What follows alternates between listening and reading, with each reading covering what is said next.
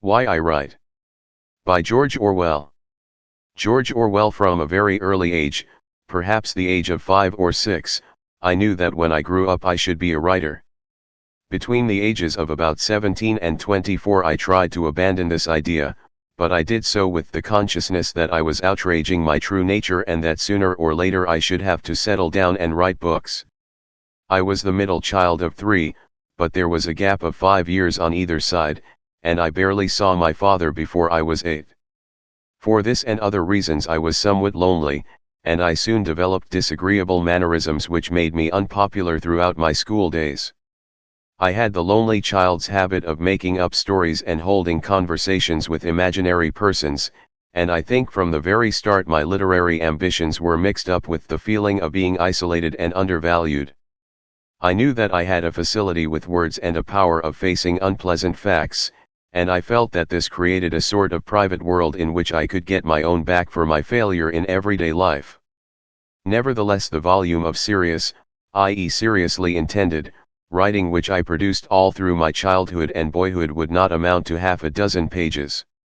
I wrote my first poem at the age of 4 or 5, my mother taking it down to dictation. I cannot remember anything about it except that it was about a tiger and the tiger had chair-like teeth, a good enough phrase, but I fancy the poem was a plagiarism of Blake's Tiger, Tiger. At 11, when the war or 1914-18 broke out, I wrote a patriotic poem which was printed in the local newspaper, as was another, 2 years later, on the death of Kitchener. From time to time, when I was a bit older, I wrote bad and usually unfinished nature poems in the Georgian style. I also attempted a short story which was a ghastly failure. That was the total of the would-be serious work that I actually set down on paper during all those years. However, throughout this time I did in a sense engage in literary activities. To begin with, there was the made-to-order stuff which I produced quickly, easily, and without much pleasure to myself. Apart from school work, I wrote vers d'occasion, semi-comic poems which I could turn out at what now seems to me astonishing speed. At 14 I wrote a whole rhyming play, in imitation of Aristophanes, in about a week, and helped to edit a school magazines, both printed and in manuscript. These magazines were the most pitiful burlesque stuff that you could imagine, and I took far less trouble with them than I now would with the cheapest journalism. But side by side with all this, for 15 years or more, I was carrying out a literary exercise of a quite different kind. This was the making up of a continuous story about myself, a sort of diary existing only in the mind.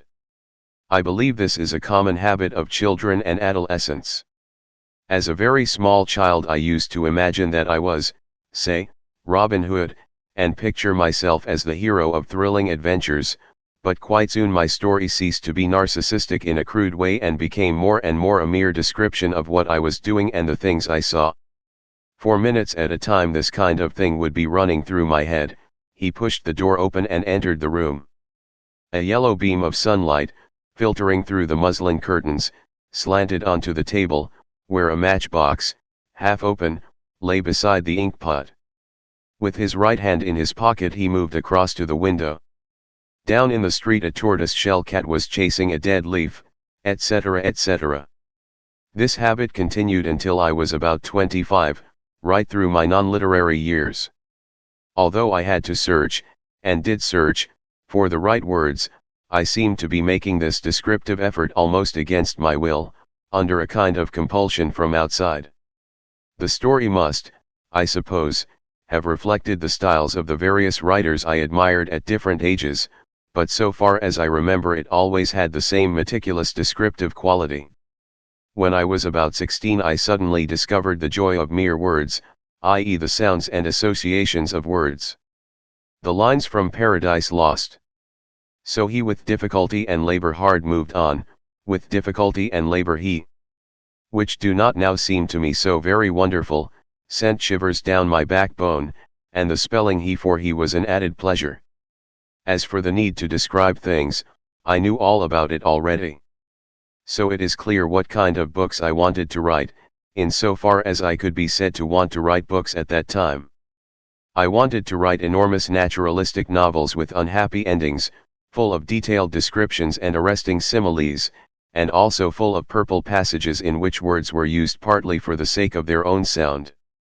And in fact my first completed novel, Burmese Days, which I wrote when I was 30 but projected much earlier, is rather that kind of book.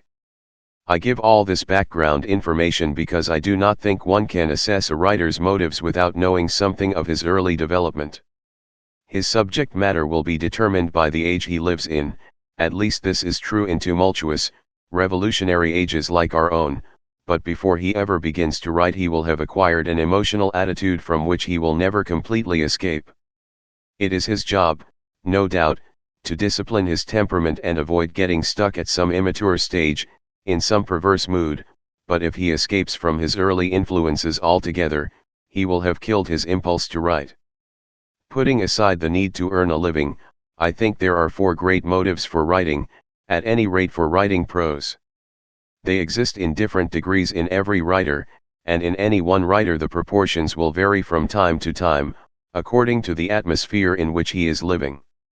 They are: 1. Sheer egoism. Desire to seem clever, to be talked about, to be remembered after death, to get your own back on the grown ups who snubbed you in childhood, etc., etc. It is humbug to pretend this is not a motive, and a strong one. Writers share this characteristic with scientists, artists, politicians, lawyers, soldiers, successful businessmen, in short, with the whole top crust of humanity. The great mass of human beings are not acutely selfish. After the age of about 30 they almost abandon the sense of being individuals at all, and live chiefly for others, or are simply smothered under drudgery. But there is also the minority of gifted, willful people who are determined to live their own lives to the end, and writers belong in this class. Serious writers, I should say, are on the whole more vain and self-centered than journalists, though less interested in money. 2. Aesthetic enthusiasm. Perception of beauty in the external world, or, on the other hand, in words and their right arrangement. Pleasure in the impact of one sound on another, in the firmness of good prose or the rhythm of a good story. Desire to share an experience which one feels is valuable and ought not to be missed. The aesthetic motive is very feeble in a lot of writers, but even a pamphleteer or writer of textbooks will have pet words and phrases which appeal to him for non-utilitarian reasons, or he may feel strongly about typography, width of margins, etc. Above the level of a railway guide, no book is quite free from aesthetic considerations. 3. Historical impulse. Desire to see things as they are, to find out true facts and store them up for the use of posterity. 4. Political purpose. Using the word political in the widest possible sense.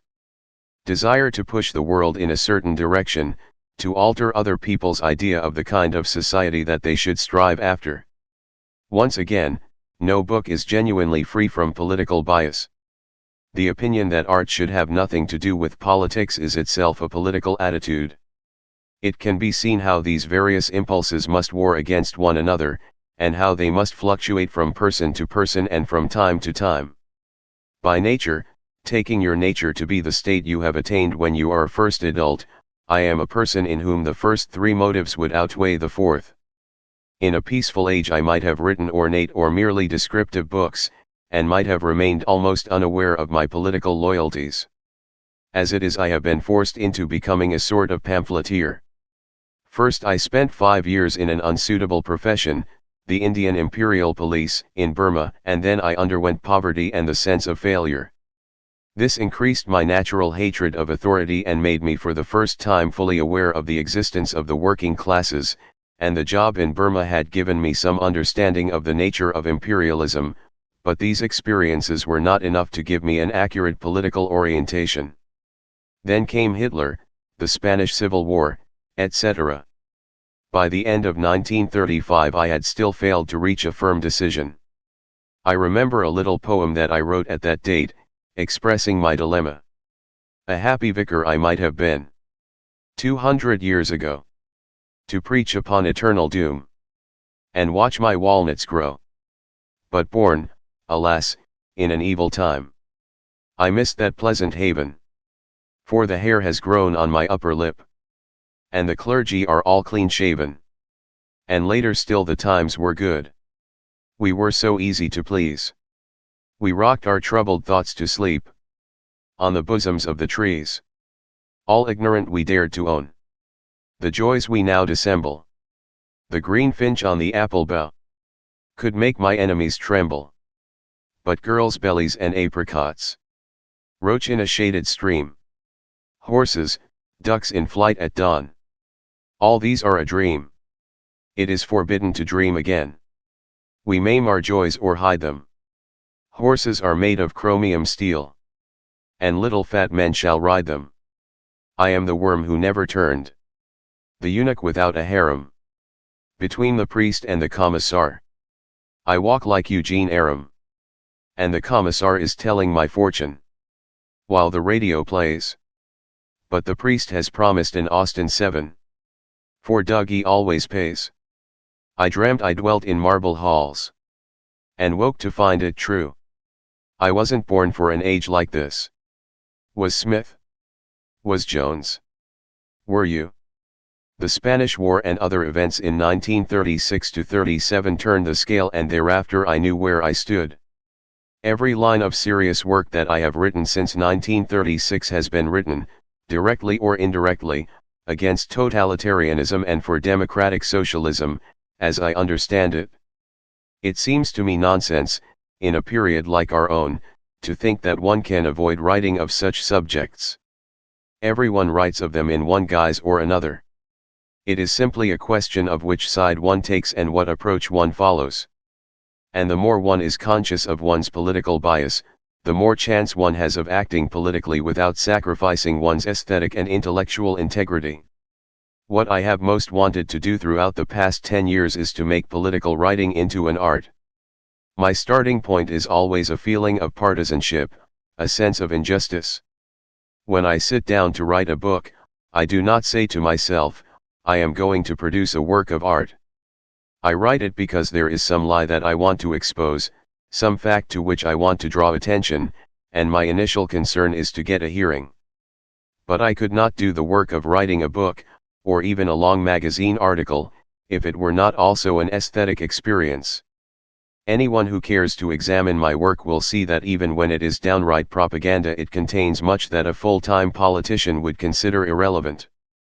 I am not able, and do not want, completely to abandon the worldview that I acquired in childhood.